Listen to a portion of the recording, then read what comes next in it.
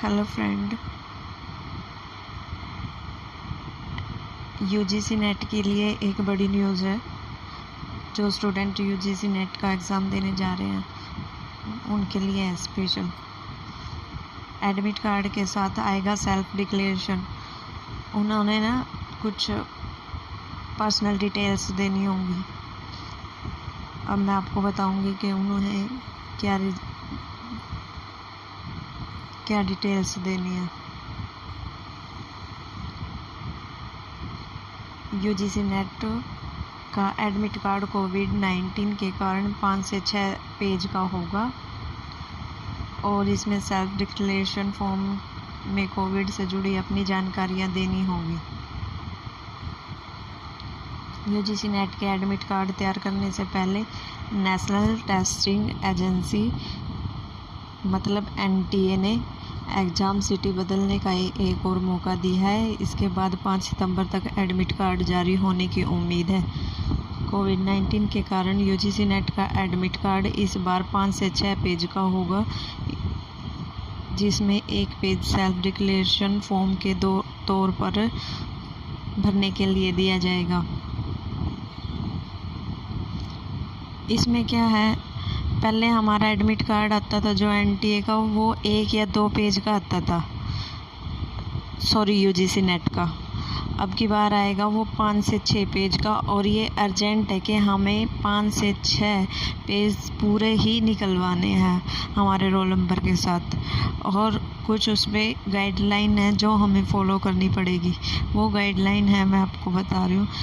Exam centre पर candidate की सुरक्षा और संक्रमण से बचाव के तहत एनटीए ने कोविड-19 की एडवाइजरी के तहत कई नई गाइडलाइन लागू की है।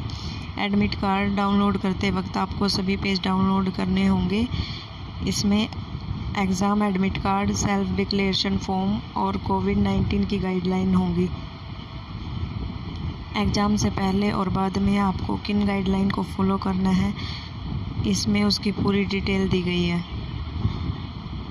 सेल्फ डिक्लेरेशन में आपको कोविड-19 से जुड़ी जानकारी देते हुए उस फॉर्म पर अपना फ़ोटोग्राफ, आपका एक पासपोर्ट साइज़ फ़ोटो लगेगा और बाएं हाथ के अंगूठे का निशान और अपने पेरेंट्स का हस्ताक्षर कराने होंगे।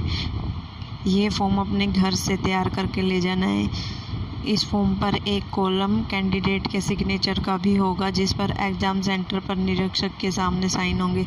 जहाँ जो सा कॉलम हमारे स्टूडेंट के सिग्नेचर्स का होगा वो हमें ही घर से नहीं फिल करके जाना, वहाँ सेंटर में जाके जो वहाँ एग्ज़ाम सेंटर में जिस टीचर की ड्यूटी होगी वो उनके सामने हमें अपने सिग्नेचर करने होंगे। अच्छा जी, सेल्फ डिक्लेरेशन में शामिल जानकारी है।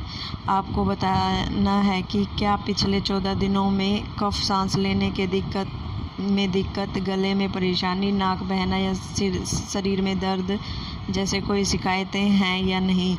ये हमें जो वो फॉर्म मिलेगा हमें अपने रोल नंबर के साथ, अपने एडमिट कार्ड के साथ जो फॉर्म मिलेगा वो फिल करना है। उसमें ये जानकारी भरनी है हमें। क्या आप किसी कंफर्म कोविड-19 मरीज के नज़दीकी संपर्क में तो नहीं आए? यहाँ नज़दीकी संपर्क का मतलब है कि मरीज के 1 मीटर के दायरे में 15 मिनट तक रहना।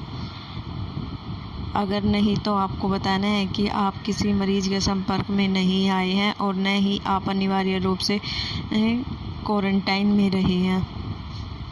एग्ज़ाम सेंटर पर आने से पहले 14 दिन में आपको किन किन शहरों में आना जाना किया।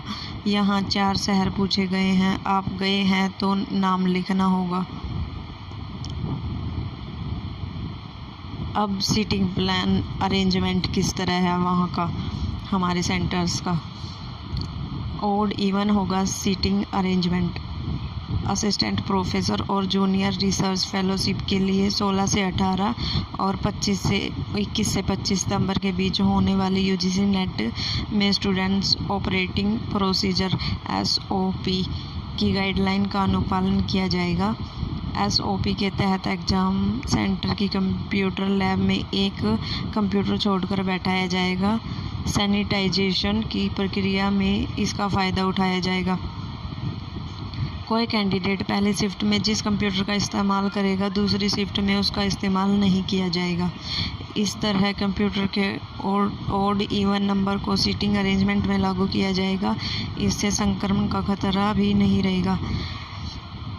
देखो, जो हमारा सेंटर होएगा उसमें सीटिंग प्लान इस तरह होएगी। अगर कोई स्टूडेंट अब मॉर्निंग शिफ्ट में फर्स्ट कंप्यूटर पे बैठा, सेकंड छोड़ दिया जाएगा, थर्ड पे बैठेगा, फिर फोर्थ छोड़ दिया जाएगा, फिर फिफ्थ पे बैठेगा। जो हमारी सेकंड सीटिंग प्लान आएगी या एग्ज़ाम की, वो ऐसे होएगी। फर्स्ट छोड़ दिया जाएगा, सेकंड पे बिठाया जाएगा, फिर थर्ड छोड़ दिया जाएगा, फोर्थ पे बिठाया जाएगा। ऐसे चलेगी ये शिफ्ट। ये ठीक है वैसे। चलो आगे देखते हैं।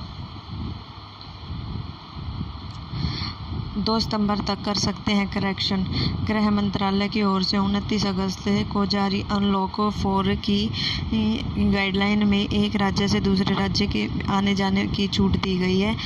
इसके चलते अब बहुत से कैंडिडेट की लोकेशन में फिर बदलाव हो सकता है। इसे देखते हुए NTA ने एक बार फिर UGC कैंडिडेट को एग्ज़ाम सिटी में बदलाव करने का मौका दिया है। इसके लिए 2 सितंबर तक करेक्शन विंडो खोल दी गई है। कानूनी पहलू को भी ध्यान में रखते हुए NTA ने मनपसंद एग्ज़ाम सिटी चुनने का एक आखिरी मौका दिया है। भाई यही थी आज की न्यूज़।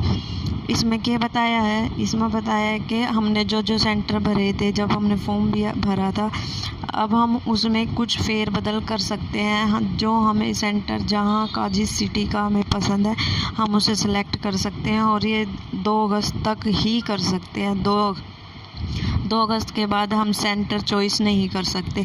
ये अपॉर्चुनिटी हमें मिली है। अगर हम इसका फ़ायदा उठाना चाहते हैं या हमें जिस सिटी में एग्ज़ाम देना हो अपने कंफर्टेबल के लिए, वो दे सकते हैं। 2 तारीख इसकी लास्ट है, 2 सितंबर।